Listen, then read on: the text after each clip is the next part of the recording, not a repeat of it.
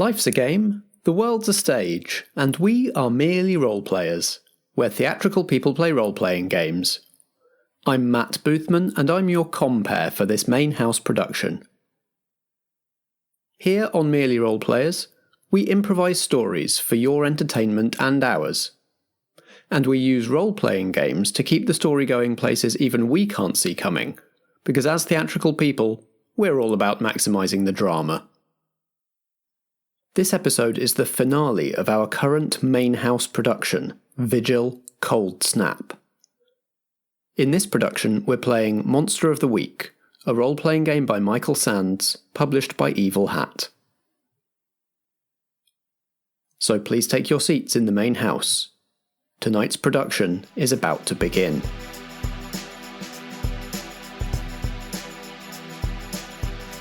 Vigil, a Merely Roleplayers main house production. Cold Snap, Act 6 of 6. I'm Strat, and I play Brier, the Monstrous. Brier is a shape-shifting Fey Guardian of the Rosebrier forest. They take their jobs very seriously, but can get a little distracted if there's mischief to be made. I'm Josh, and I play Ginny Greenteeth, the Spell Slinger. In the Dark Ages, soothsayer Ginny was chased from her village under suspicion of witchcraft. Now, many centuries later, she is the proud owner of a local tourist attraction and gift shop in Sherrydown. Hi, I'm Chris Starkey and I play Cameron Jarvis, the Wronged.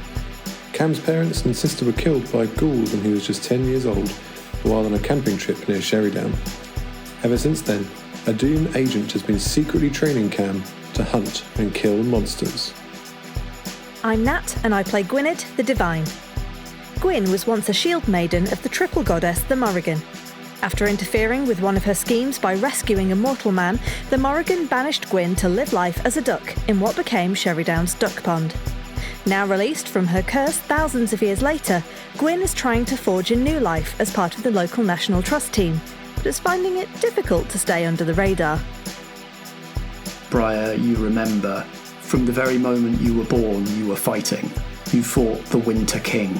Every single strand of its fur is frozen solid with permafrost. Its antlers are made of solid, transparent ice. It has the form of an ancient Irish elk. If he wins this area, I don't know how much more is going to go back to deathly ice and snow. I think I went too far. Gwynned thrice cursed, sharing thine power with mortals, we do not forgive. The Winter King lowers its head and charges, barreling into Ginny with its trampling hooves.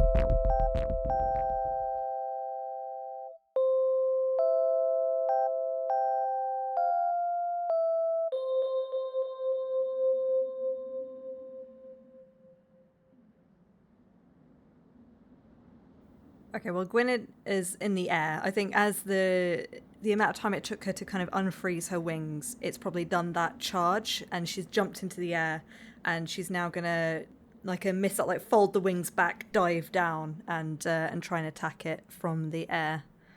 We'll see how that goes. Roll plus stuff. That's a 6, 7, 8. Okay, you inflict harm on each other. I think this is going to look relatively similar to when Cam attacked from his leap, in that the Winter King sees you coming and swings its head to catch you with its antlers as you come down to hit it. Could it be that as it does that, so maybe my attack was aiming to be to thrust the staff, which would like harden on the end into it, but as it's kind of swinging, I do take the harm from but I grab onto its antlers instead. and use that as leverage to try and jam the staff into its head from there. So she's now clinging onto its antlers.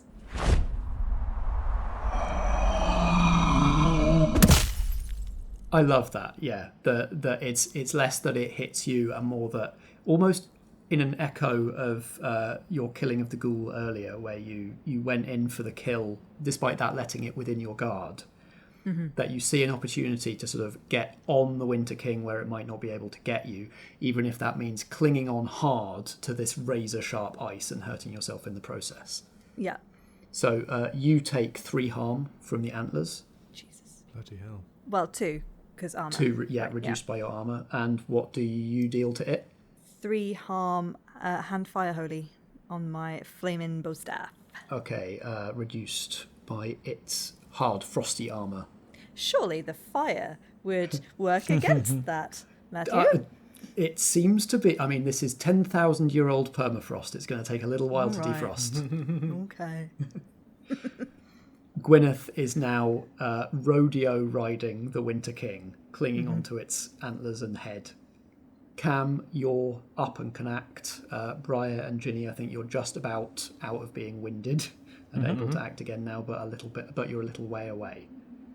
Pulling herself up to her feet, Ginny's going to throw her hands out, and with a combination of buffeting winds and forest powers, she's going to try and push the head of the Winter King to the ground, and then vines and roots are going to try and wrap around its antlers and anchor it in place. So even if I'm not dealing damage, it will be held and won't be able to run me over again. Rolling weird. 10. Oh, great. Perfect. My eyes sort of glaze over again as I'm imbued with the full power of the storm. My veins sort of pop and bulge in my neck and my face as this beast is sort of pulled down by the antlers, anchored to the ground, and it sort of struggles to pull itself up. But for the time being, my magic is holding, and I just glare at it with my hands out, flexed fingers in front of me, holding it in place. The Winter King snorts in frustration. Gwynned, you wouldn't think this was possible, but you feel the temperature drop around you as it starts to inflate its chest once again for another terrible icy bugle, seemingly in the direction of Brier. I would like to leap in the air if possible, and do my no limits and sort of headlock the mouth of the elk so it can't breathe out. Yeah. So it can't blast its nose powers. That's amazing. Yeah, give it a go. Roll plus weird. Having seen what it did before, I'm going to try and make it sort of explode inside itself. That's an 8 total. So you do it, but either suffer 1 harm, take -1 forward, or you need to rest immediately. I'll take 1 harm.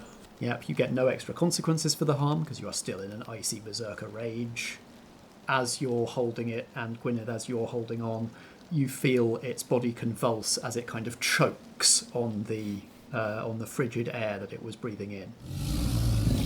Nice. And it starts to shake its head violently to try and shake the both of you off. Oh, she's still clinging on super tight, but wings are flapping around all over the place. And I'm like a vice. I would like to attempt some magic to heal myself. Sure. Brier is looking pretty hurt. Yeah. That is a 10.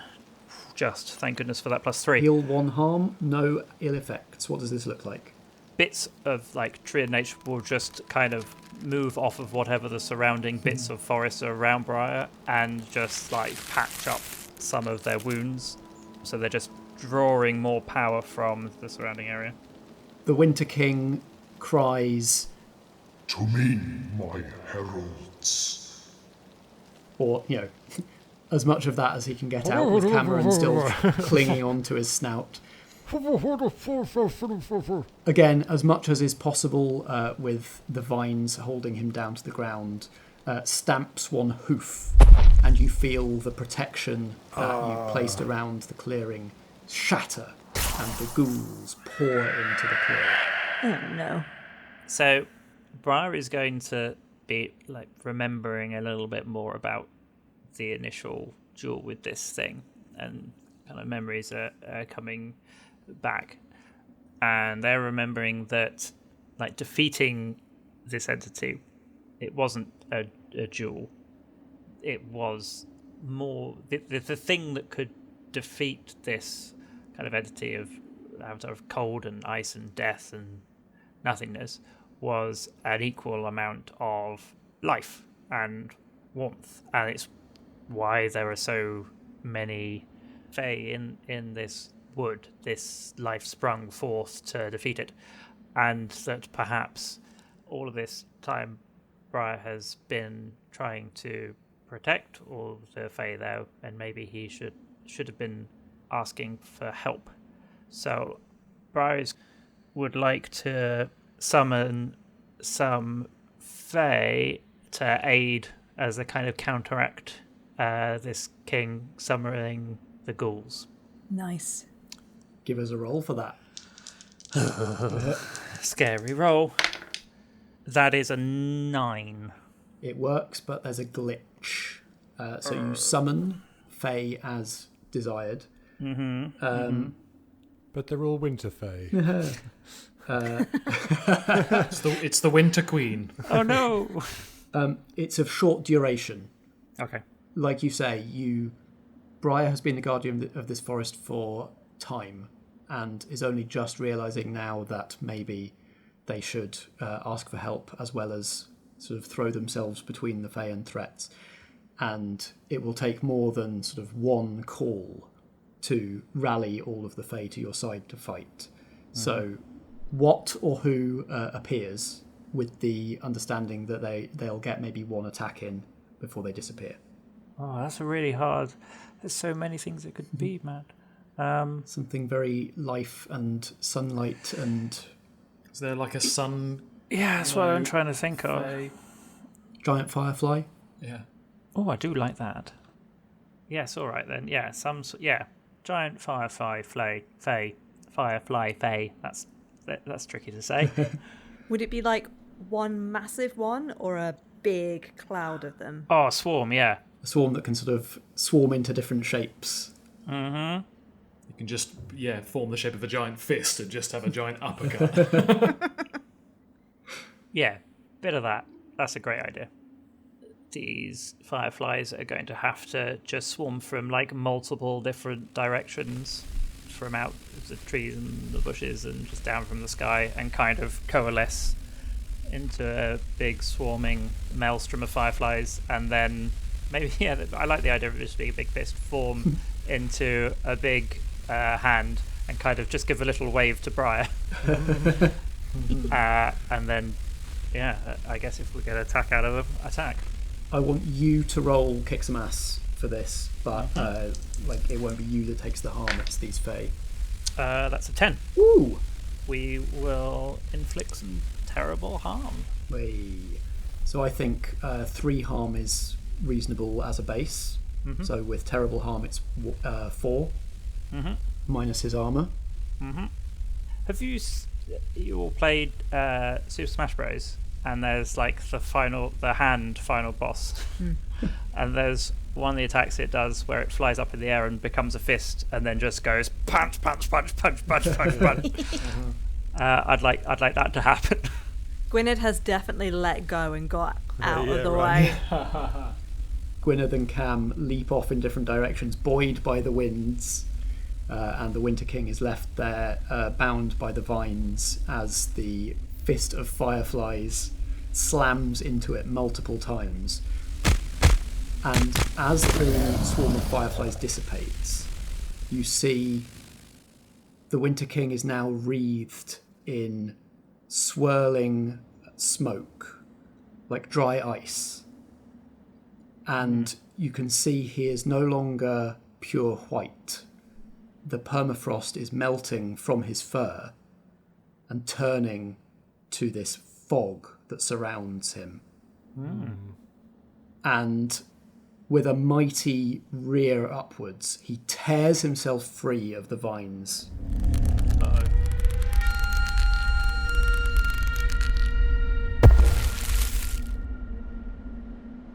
Gwynned.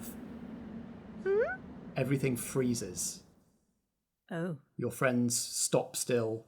Oh, The no. last remaining fireflies stop in midair. The Winter King freezes. And standing at his side is a woman. No, this is not the time! With long black hair and a cloak of black feathers. Not duck feathers, more like crow or raven. Mm-hmm. And somehow, despite her only having 2 eyes, all 3 of the eyes you saw in the mirrors seem to be hers. Mm-hmm. I think Gwynned probably does drop down and kneels in front of her. What say you, Gwynedd thrice cursed? What say I in terms of... In terms of... this? Have you anything to say to Mother Morrigan? I just think it's... I'm sorry. The humans, they're always needing help. I try to live my life and leave them alone, and they seem to drag me back into things, and I try to not pay attention, but they need us. They need all of us. You know that this isn't right. There needs to be the balance. You can't just have one. You can't just have this take over. It will take over for a time. 10,000, 12,000 years maybe. This world will endure, we will endure, as we did for thousands of years before. Mother Morrigan does not take sides in the cycles. Mother Morrigan is outside it. Gwynned kind of raises her eyes slightly up and looks at her and says, "Without the humans around, what will you do for entertainment? Whose wars will you rage then?" Some will survive. The strongest, the hardest scrabblers, they will fight the hardest in this new world. And that will please me. They're not always the most interesting ones, though, are they? The big fighters, sometimes it's the ones that experience life with joy and kindness and liveliness that truly make the world what it is. I have learned. She spits on the ground. Joy, liveliness, kindness. I see you learned nothing in my service, and I have learned nothing from your exile. What am I to do with you, Gwynnedd thrice cursed? What you will, I suppose, but I have made my choice. And she stands up and stares her down. Roll plus cool. Oh no. This is definitely acting under pressure. Yeah, it is.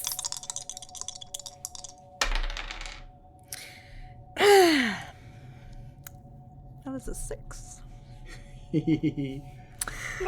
Luck, use luck. I'm going to use luck.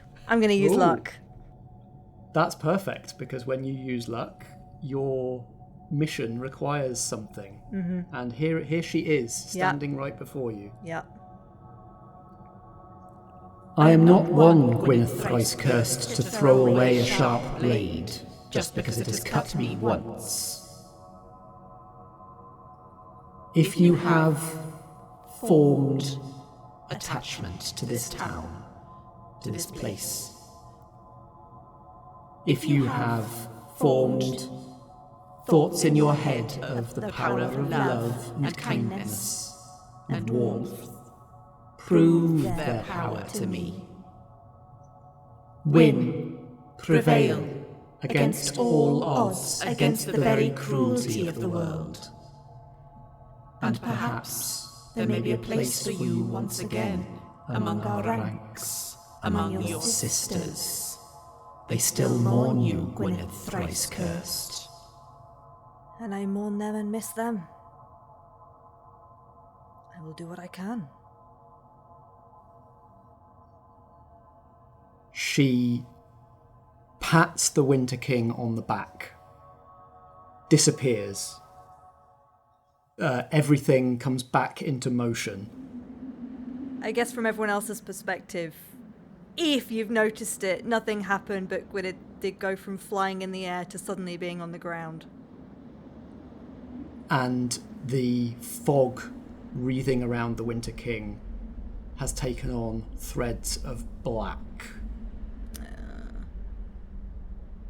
After rearing upwards, he doesn't come back down onto all fours.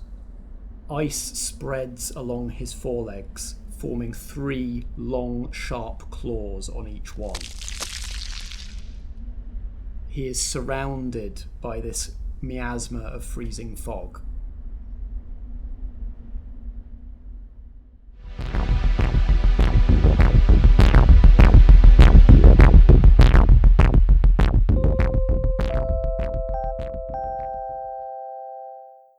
Alright, lovies. It's me, Matt, your compere, gleefully drinking in all of your interval speculation about how this tale might end.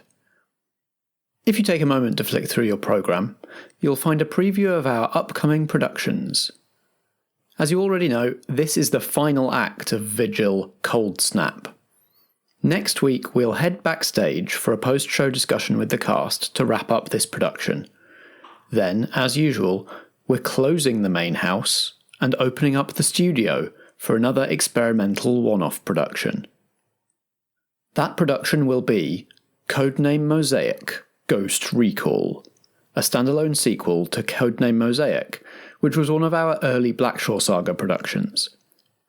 We'll be playing Mission Accomplished, Jeff Stormer's role-playing game of super-spies and office meetings, to tell a story of glamorous international espionage through the very unglamorous medium of a debriefing meeting. The mission was a success, which means someone's getting a promotion, but the team didn't play exactly by the book, and that means someone's getting burned. Join us to find out just how far Agents Pigeon, Anvil, Tanktop and Banks will go to claim the credit and avoid the blame, and to get to the bottom of exactly who did what with the consultancy's cybernetic attack hippopotamus. Codename Mosaic Ghost Recall will run all through May, and then we're heading back to the main house for Vigil Tourist Trap. It's tourist season in Sherrydown, and the local shops and attractions aren't the only ones who want something from the out-of-town crowd. It's a new production featuring 4 new player characters, so follow us on Twitter @merelyroleplay if you'd like to get to know them all a bit before we raise the curtain on that. The finale of a production is a great time to tell your theatre and RPG-loving friends about us. If you've enjoyed Cold Snap, how about pointing it out to someone you know and letting them know the whole production is just waiting for them to binge? And/or, the Podchaser Reviews for Good programme is still running, so if you leave us a review on Podchaser before the end of April, they'll donate 25 US cents to Meals on Wheels. If you want to do that, just hit the link in the programme notes for this episode. Okay, I've got to go call beginners for the next scene, but before I leave you, I'll just point you to the glossy ad in the middle of your programme, which is for Snyder's Return, a mix of discussions about role-playing games and Dungeons & Dragons actual play. Once you've taken that in, it'll be time to take your seats once again in the main house for the conclusion of Vigil Cold Snap.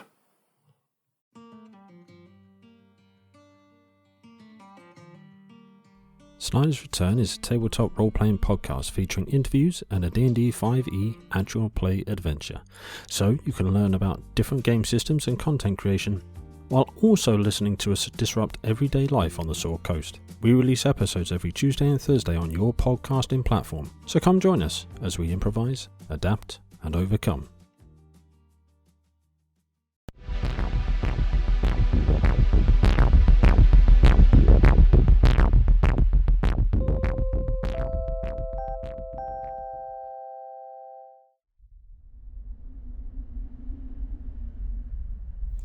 I just turned to Gwyn and Ginny because I think you guys are probably the closest to me. and I just go, "You guys handle big boy Yeti guy. I'm gonna go and kill some ghouls. Bye."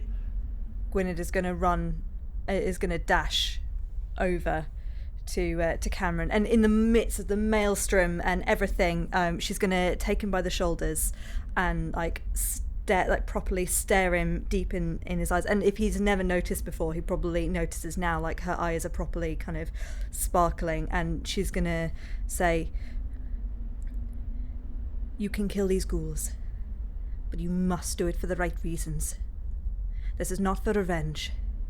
This is for justice. This is for the love of all of these creatures. And this is for everyone in Sherrydown.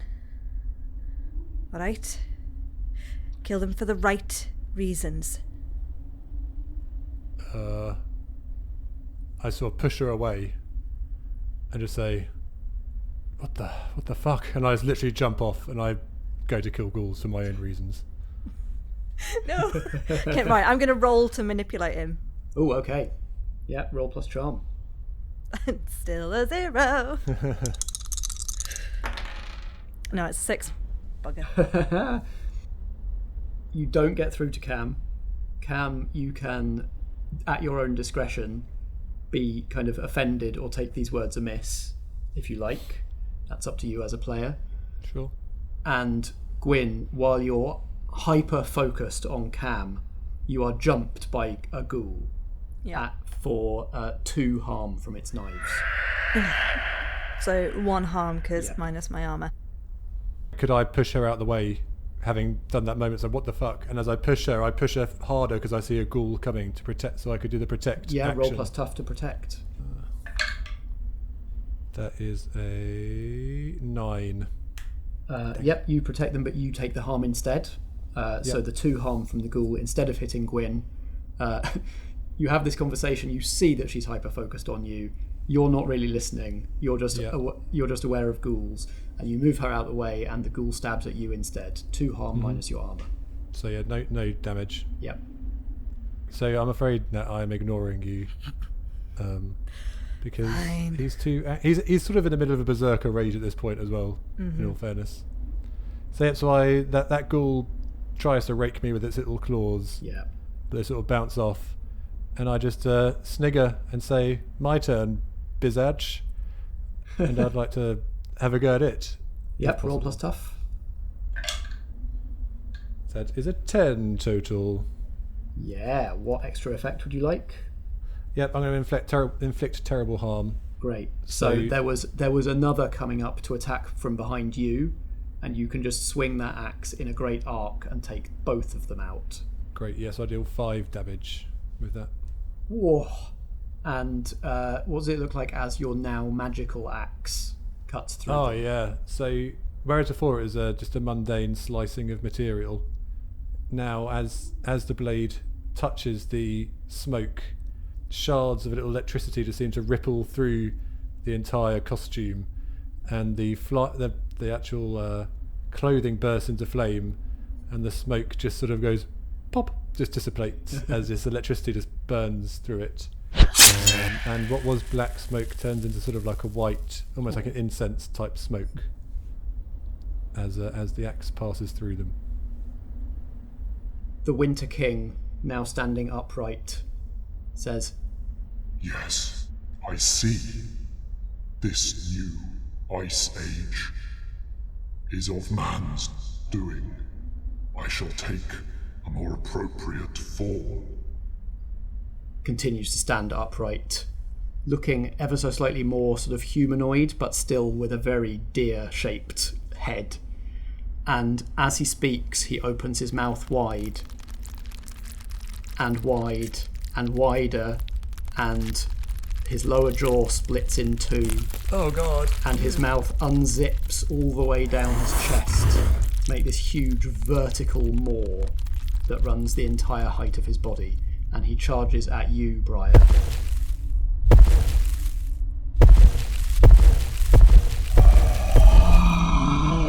Oh god. I think looking around at the current battlefield, seeing, I guess, Gwyn charging in after her conversation with Cameron and seeing Cameron going full berserker on the ghouls and taking that under control.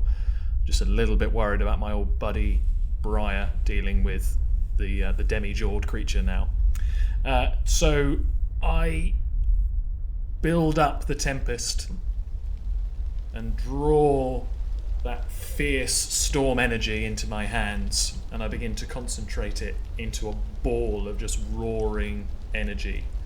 And I'm just going to fire it out towards the Winter King, and it sort of whips up a storm as it flies through the air, and it manages to drag up, pulling from out of its roots a large oak tree, ripped out into this ball of storm, and it's the oak tree that's going to slam into the Winter King, pushing him, hopefully, backwards and away from us. Great. Roll plus weird to kick some ass. Kick some ass! 12. Yes. Hell yeah. Which extra effect from kick some ass would you like?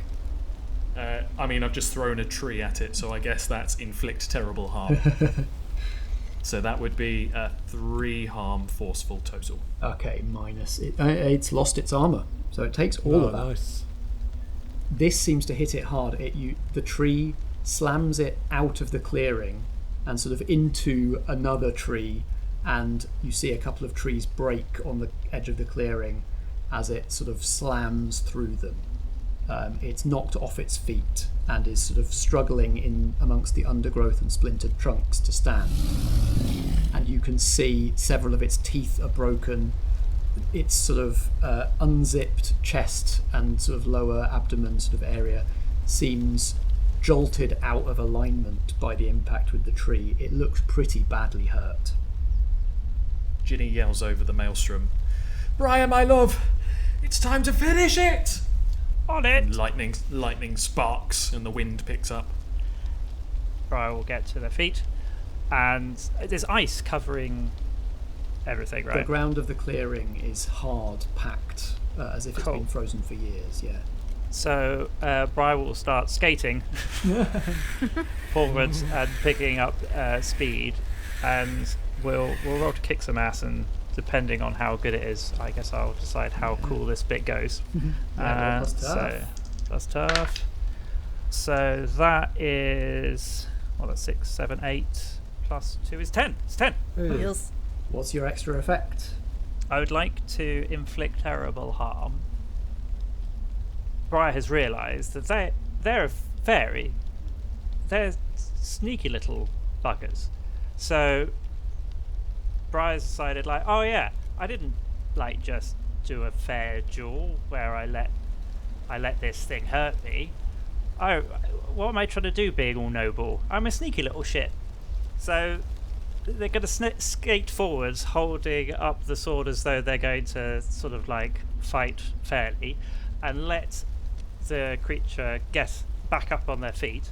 As you're skating towards it, it's swinging back one arm to slash or impale you with its icy claws. I'm going to hold the huge sword up in a stabbing motion, and as they get close, go and stab, and just as they're about to make contact, Brier is just going to pop into small 1.5 foot fairy form and just on their bottom skid between the legs of the other one at quite a great speed because they're continuing their momentum, and just leave the sword impaled in the creature's chest, and just spinning slowly on their bum away past them. So yeah, carried by its own momentum, the sword continues on its trajectory and inevitably pierces straight through the open maw of the Winter King, impaling it into a tree behind it.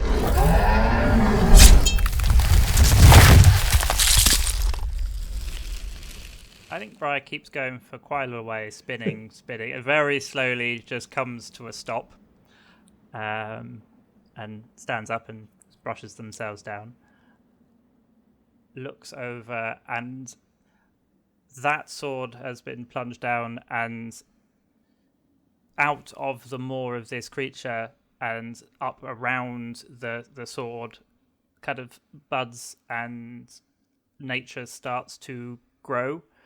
And it grows into the form of a similar type of tree to the one that is Brier's home, but not yet so large and disfigured and stuff. It's a new one of those. The indication being that last time this happened, Brier's home was formed, and now another one just outside of that grove has been planted, and maybe over the millennia will also become big and weird. Brier will kind of more memories flooding back to them of the defeat of this thing and all the Fey creatures that aided Brier, carving little pictures of the battle and of the great victory, and the creature stood with all the horns on its head on Brier's tree kind of goes, oh yeah, that was him, wasn't it? And even Brier now remembers all the stuff that they forgot over the millennia. The Winter King, he'll just be slowly enveloped, and kind of sort of calm will fall over the grove. And the remaining ghouls are in flight. Yeah, they don't get away. They absolutely don't get away. Well, ladies, gentlemen, that's how you defeat the Winter King. Well done, my love. That was so impressive. I particularly like the bit where I slid on my bottom. That was very, very impressive.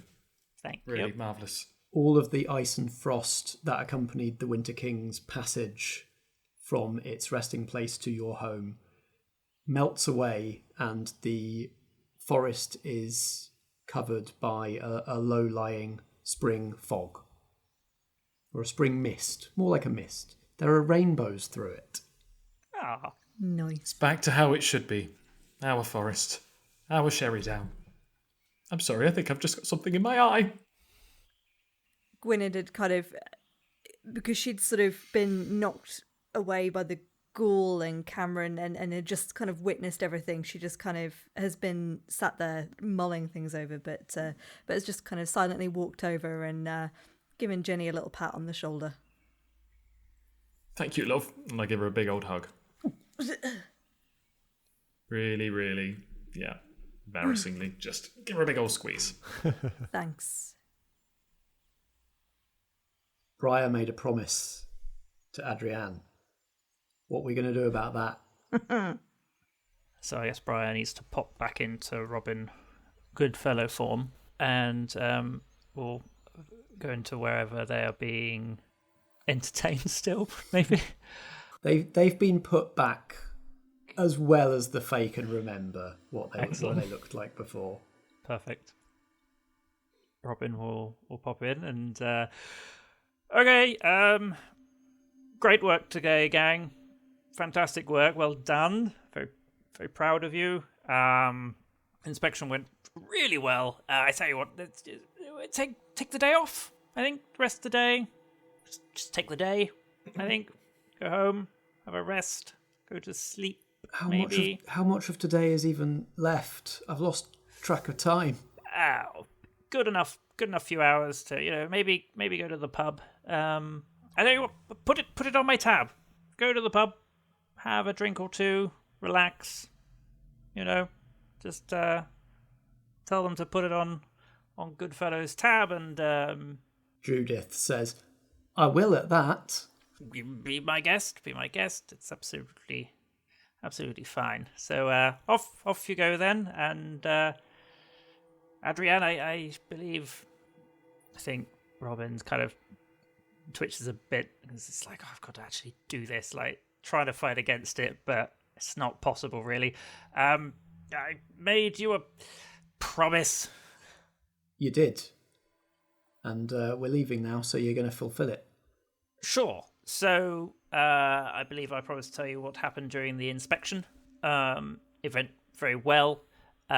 Exactly what happened? Well, me as Robin Goodfellow and Gwendolyn, we went into a clearing with Eric. I believe I told Gwendolyn to take Eric to look out for those golden pheasants. Then I walked behind a tree, became a golden pheasant, walked up and down a bit, did a small dance, said, "Come and get me, boys," as the pheasant. Then I turned out of a pheasant into a horse. Gwen jumped on my back and ran away, and Eric was kind of left there. Later on, I believe he may have been hurt by some ice created by the Winter King, and then maybe a ghoul had him at one point, I seem to remember. And then the inspection was over. So there we go. I have about 1 million more questions. Well, good for you, but I'm afraid I only promised to tell you what happened during the inspection, and everything else is off the table. So you go and have a drink, and I promise you it won't really matter to you later on anyway. But you never know. Maybe you'll write me into something one day. I met a chap called William once. He used me. It was great. She looks like she's about to say something else, and then the corridors and capillaries of the tree rearrange themselves to make a little chute that she slides down out of the tree. Cheerio! See you on Monday! The bodies of the Duke and the Baron had been laid in state within sort of a chamber within Brier's tree. Kind of garlands laid on them, ferns and mosses and stuff, kind of creating almost like a kind of a duvet of nature on them, all very kind of peaceful. And many kind of fae had come and kind of paid their respects. And at sundown, all the fae of the forest and special guests of Brier's will be there to witness their burial. And the way this works is they are paraded by the fae Brier in stallion form at the head of the procession and taken to a clearing where there is both an oak tree and a large growth of holly, and the procession splits in two, and the Holly Duke is lain at the base of this holly growth, and the Baron is laid at the base of this oak, and the whole forest seems to sing with this kind of song of memory. And Brier has provided hymn sheets for the three hunters, but they recognise none of the words on it. But Brier's kind of like, "Come on, sing, join in. Really, come on, this is like important," and encouraging them just to mumbly sing along. And as the kind of this song comes to a crescendo, the roots of the holly of the tree kind of come up and envelop and bring down the two dignitaries into the earth, into the forest. But I like this timeless jewel feels like these two were the current incarnations of this, but this is something that must continue. So what I would like is that to spring out of where they've been buried, sort of like two sort of like shoots with like giant buds, like flower buds, to kind of burst up through the earth where they were and slowly unfurl. And lying in them are two kind of small fae children, sort of, I guess, like in human age it would be like 5 or 6, kind of like old toddlers, each next to them a little wooden sword. And I'd like them to kind of sit up and look around and kind of look at one another and smile and pick up the swords and jump down and kind of run off into the groves, kind of play fighting with little wooden swords. There's a look from both of them to Brier. You know the way that small kids look to certain adults for permission? That they both look to Brier as they pick up their swords. Yeah. Brier's just going to kind of nod and let them go off and play. I think the rest of the evening's just a big fae party. Nice. What sort of state is everybody in terms of like visible injuries or bandages, whatever? And what is on everybody's mind throughout this procession? I'm thinking to myself, if they can just bury them and they come back, what was the big bloody problem in the first place? I mean, what a load of nonsense. He doesn't say that out loud, though, right? I definitely grumble it to myself. Like stupid bloody fairies coming back in stupid buds and... I think Ginny gives him a hard slap on the arm. Ginny, I've got a question. Yes, love? If these two just came back, like, this, what's going to stop that winter deer thing from coming back? Well, I guess that's part of the chaos of nature, isn't it, my love? We don't know what's going to happen. In this instance, light won over dark, but in the future it might be the other way round. We just don't know. Okay, right. That's really helpful. Thanks. Christ. I mean, you'll long be dead by then, Cameron, so I wouldn't worry about it too much if I were you. Great. And I'm sure you'll be crying yourself to sleep over it, won't you? You sound really upset. It's like you're being... Right, thanks. Right, great. Cameron, I will be so very upset if you weren't in my life anymore. Who's going to tidy up the stock cupboard after Gwynned went through it like a whirling dervish and pushed everything and threw everything all over the place? You know I need what? your keen eye for detail, my boy. That has been playing on my mind quite a lot.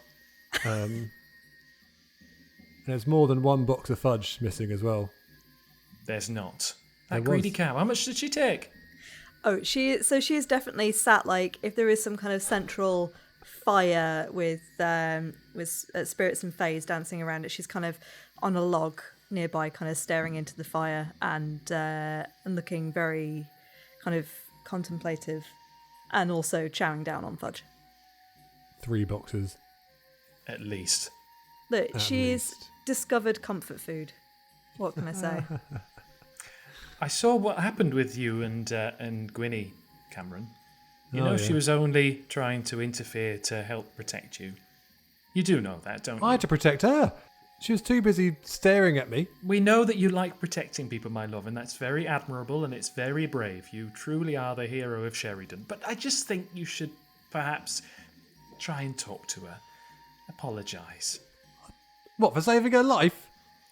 Listen, you're both going to be in this village for a long time, and it's a very, very small place, so you'll be bumping into each other. I don't mean to interfere, my love, but it'd just be best just to bury old problems. You both managed to fight I haven't got a a problem. handful of ghouls and a night king together. I'm happy to go and talk to her. Like, what's Right, the... off you go then. And I stand up. Ginny stands up and grabs him by the wrist and sort of pulls him over towards There is Gwynny. no need for this.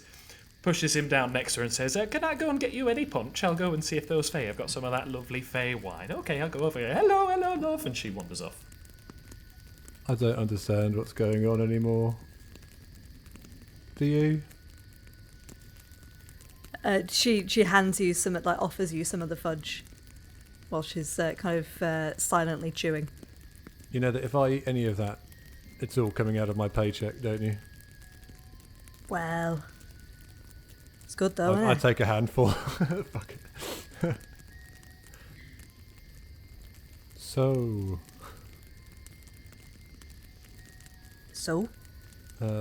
pretty close call with that ghoul at the end there, wasn't it? We made it though. Yeah, We won. yeah. I like killing ghouls. That was fun. And I've never seen one of those big elk things. That was pretty cool. Have you seen one of them before? No, but the forest is full of all sorts, isn't it? Why do you guys always talk like this? All of you to have this sort of mystical way of just mumbling about nonsense. You know, yeah, the forest is great. The nature is mental. Yep, it is. I think she turns to Cameron and kind of pats his cheek.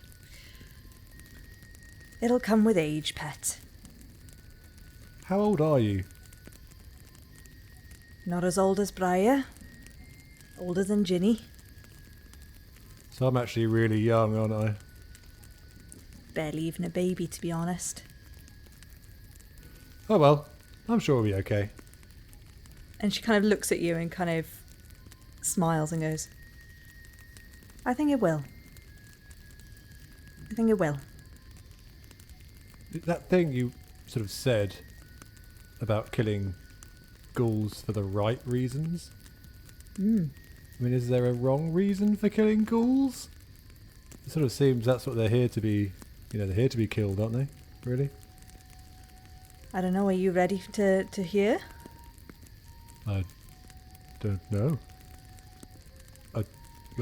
Give us a clue first, and then maybe I'll know. I was shieldmaiden to the Morrigan.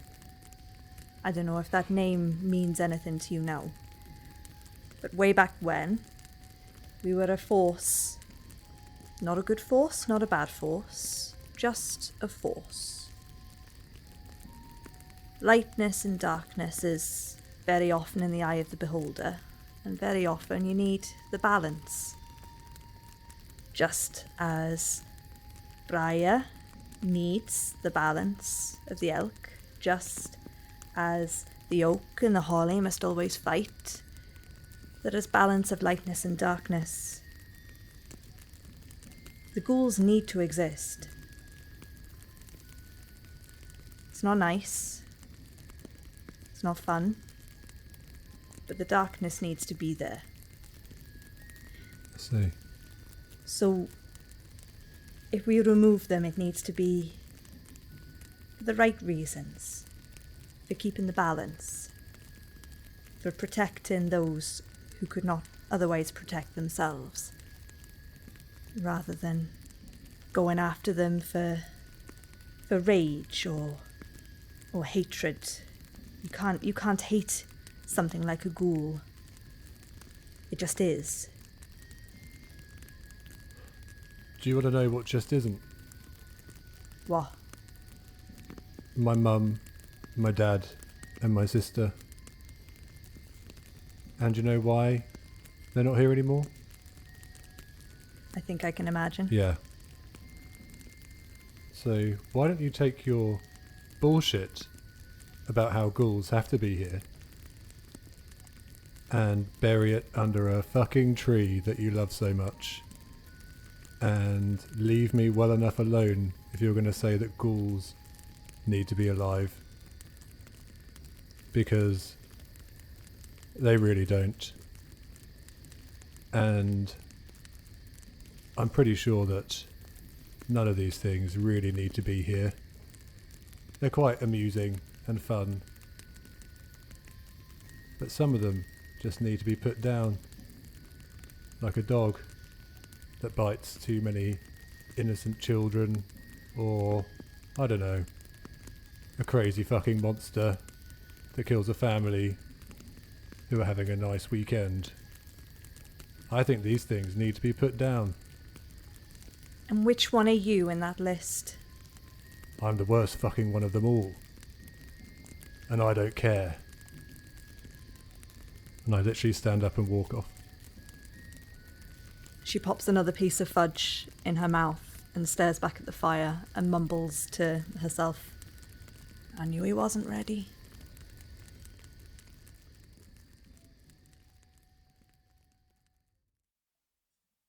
And scene. I think that's it. Hey!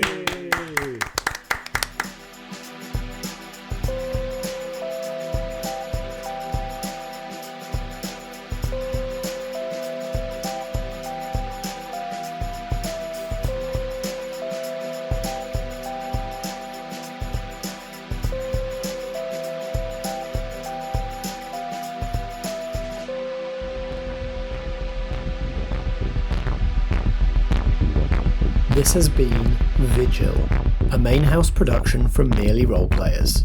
It stars Chris Starkey as Cameron Jarvis, Natalie Winter as Gwynned, Strat as Brier, and Josh Yard as Ginny Greenteeth. Sound design for this production is by Natalie Winter, and the theme music is by Alex Pankhurst. I'm Matt Boothman, and I play the supporting cast, as well as editing and producing this episode. We were playing Monster of the Week, a role-playing game by Michael Sands, published by Evil Hat Productions. You can find Monster of the Week at genericgames.co.nz. Merely Roleplayers is a Foggy Outline production, in association with Blackshaw Theatre Company. Until next time, if drama be the food of life, play on.